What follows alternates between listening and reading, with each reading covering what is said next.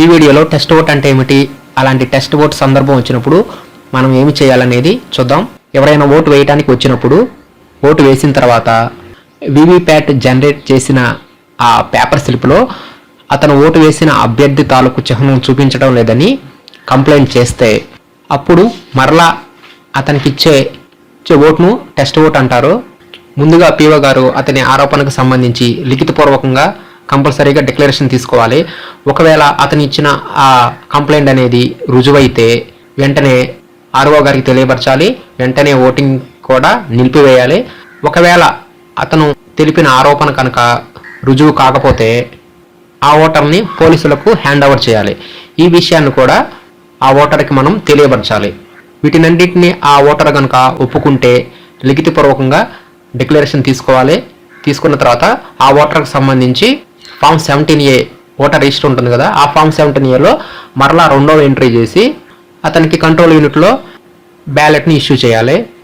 అతను test vote వేసేటప్పుడు PO గారు, అక్కడ ఉన్న ఎలక్షన్ ఏజెంట్లు అందరూ ఆ వీవీప్యాట్ యంత్రం దగ్గర ఉండి అందరూ పరిశీలించాలి. అతను ఓటు వేసిన తర్వాత అతను ఎవరికైతే ఓటు వేస్తారో వారి తాలూకు చిహ్నాన్ని చూపిస్తుందా లేదా అని పీఓ గారు, అక్కడ ఉన్న ఏజెంట్లు అందరూ జాగ్రత్తగా పరిశీలించాలి. అప్పుడు కనుక అతను వేసిన గుర్తుకి డిఫరెన్స్గా వీవీప్యాట్ యంత్రంలో పేపర్ స్లిప్ అనేది ప్రింట్ అయితే వెంటనే రిటర్నింగ్ అధికారికి తెలియపరిచి వారి ఆదేశాల ప్రకారం నడుచుకోవాలి. ఒకవేళ అతను ఏ గుర్తుకైతే ఓటు వేస్తే అదే గుర్తు కనుక వీవీప్యాట్ యంత్రంలో వస్తే వెంటనే అతన్ని పోలీసులకు హ్యాండ్ ఓవర్ చేయాలి.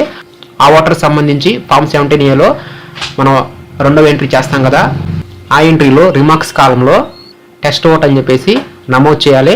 అతని యొక్క సంతకాన్ని కానీ లేకపోతే వేలుముద్ర కానీ తీసుకోవాలి. అదేవిధంగా ఈ టెస్ట్ ఓటుకి సంబంధించి 17Cలో పార్ట్ 1లో సీరియల్ నెంబర్ 5లో ఆ డీటెయిల్స్ని పొందుపరచాలి.